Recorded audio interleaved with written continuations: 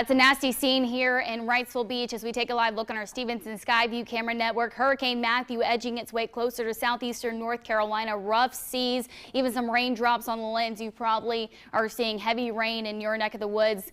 As of the 8 o'clock update, 85-mile-per-hour wind, so it is a Category 1 hurricane moving northeast at 12 miles per hour. You can see it is expected to move just south of the Cape Fear region come early Sunday morning as 80-mile-per-hour winds at the center of the circulation.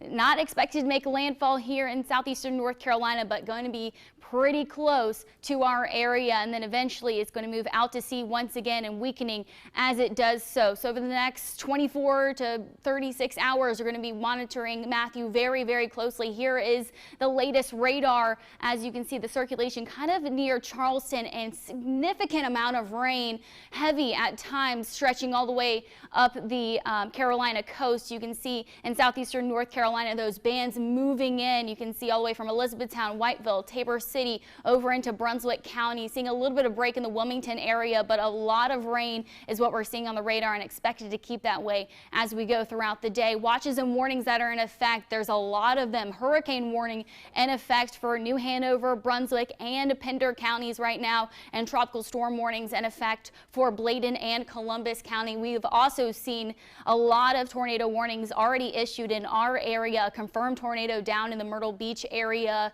earlier this morning, and we do have a tornado watch that is in effect until 4 o'clock for all the yellow shaded areas. So that's our viewing area minus Bladen County at this time. So obviously that we're watching, but it's the life-threatening flash flooding that we're going to be really concerned with and keeping you updated. Flash flood warning in effect until 1:30 for all the red shaded areas, but I would not be surprised to see this extended throughout the afternoon. So watching this very closely. Matthew going to be impacting us as we go throughout the morning. You can see timestamp at 2 o'clock, heavy rain funneling in here. I'm talking about several inches of rain expected, and along with gusty tropical storm force to potentially hurricane force gust expected, and continuing the rain as we go into 9:30 tonight. We'll start to see things wrap up as we head into Sunday, but breezy conditions on the backside of this as Matthew pulls away from the Cape Fear region as we go into our Sunday. Wouldn't be actually surprised to see a little bit of sunshine as we go into the afternoon hours,